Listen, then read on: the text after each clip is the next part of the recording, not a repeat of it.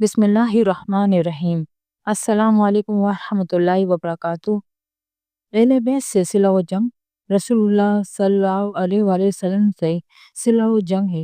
حضرت زید بن ارقم رضی اللہ تعالیٰ عنہ سے روایت ہے کہ رسول اللہ صلی اللہ علیہ وسلم نے حضرت علی رضی اللہ تعالیٰ عنہ، حضرت سیدہ فاطمہ سلام اللہ علیہا، حضرت امام حسن اور حضرت امام حسین رضی اللہ تعالیٰ عنہم کے بارے میں فرمایا، جس نے ان سے جنگ کی میری بھی اس سے جنگ ہے، اور جس نے ان سے صلہ رکھی میری بھی اس سے صلہ ہے۔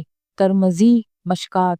اس ارشاد گرامی نے واضح کر دیا کہ ان حضرات اہل بیت کی شخصیات کو رسول اللہ صلی اللہ علیہ وسلم سے الگ کر کے دیکھا جا سکتا ہے، نہ پڑھا جا سکتا ہے۔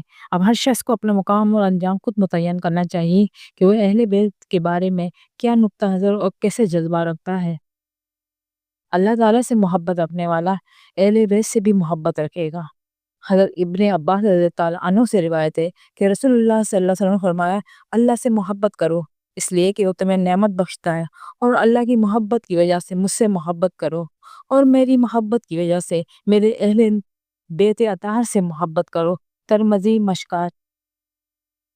اس ارشاد گرامی نے واضح کر دیا کہ اللہ، رسول اللہ صلی اللہ علیہ وسلم اور اہل بیت کی محبت میں تفریق نہیں ہو سکتی۔ ایک کی محبت دوسرے سے اور دوسرے کی محبت تیسرے سے لازم ہے۔ جو ان میں سے کسی ایک کی محبت سے محروم ہے وہ در حقیقت سب کی محبت سے محروم ہے۔ حسنین علیہ السلام نہ صرف حیات نبوی میں بلکہ وفات نبوی کے بعد بھی آپ صلی اللہ علیہ وسلم کے زیر تربیت اور زیر ہدایت رہے۔ محدث احمد بن حجر مکی المتوفی رقم تراز ہیں۔ ترجمہ: امام حسن کو بیت المال سے معاہدے کے مطابق 1 لاکھ سالانہ عطیہ ملتا تھا۔ ایک سال حضرت معاویہ رضی اللہ عنہ نے یہ عطیہ روک لیا۔ اس کی وجہ سے شدید تنگی ہوئی۔ حضرت سیدنا امام حسن علیہ السلام فرماتے ہیں، میں نے دوات منگوائی کہ معاویہ کو اپنا حال لکھوں، لیکن پھر میں رک گیا۔ اس کے بعد میں نے خواب میں رسول اللہ صلی اللہ علیہ وسلم کو دیکھا۔ آپ صلی اللہ علیہ وسلم پوچھا، حسن کیسے ہو؟ میں نے عرض کیا، یا ٹھیک ہوں ابا جان۔ اس کے ساتھ میں نے عطیے میں تاخیر کی شکایت کی۔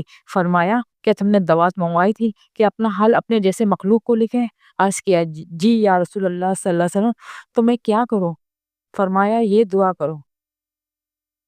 ترجمہ: اے اللہ، میرے دل میں بس اپنے سے امید پیوست فرما دے، اور اپنے سوا سے میری امید کاٹ دے، یہاں تک کہ میں تیرے سوا کسی سے امید نہ رکھوں۔ اے اللہ، آپ نے اولین و آخرین میں سے کسی کو جو عطا فرمایا ہے اور میری قوت اس کے بارے میں کمزور رہی، میرا عمل اس کے بارے میں کوتاہ رہا، میری رغبت کی اس تک رسائی نہ ہوئی، میری مانگ اس تک نہ پہنچ سکی، اور میری زبان پر وہ جاری نہ ہوا، تو اس یقین کی دولت سے مجھے مخصوص فرما، اے ارحم الراحمین۔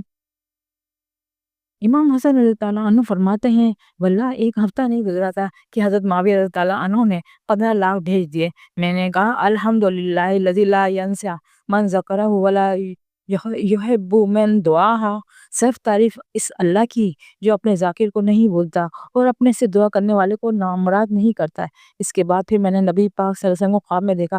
آپ نے پوچھا، حسن کیسے ہو؟ میں نے عرض کیا، بخیر ہوں یا رسول اللہ صلی اللہ علیہ وسلم، اور پورا قصہ بیان کیا۔ آپ صلی اللہ علیہ وسلم نے فرمایا، میرے بیٹے، جو صرف خالق سے امید رکھے، مخلوق سے کوئی امید نہ رکھے، اس سے ایسے ہی معاملہ ہوتا ہے۔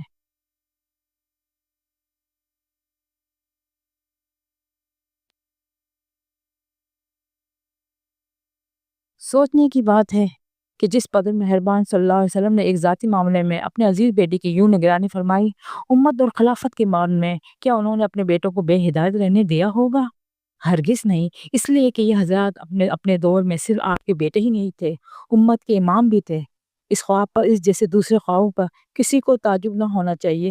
یہ حضور صلی اللہ علیہ وسلم کا معجزہ ہے، اور معجزے کی حقیقت یہ ہے کہ یہ فعل اللہ کا ہوتا ہے، صادر پیغمبر کے ہاتھ سے ہوتا ہے۔ چنانچہ اللہ تعالیٰ جب چاہتا ہے حضور اکرم صلی اللہ علیہ وسلم کی صورت مبارکہ میں لطیفہ ہدایت ظاہر فرما دیتا ہے۔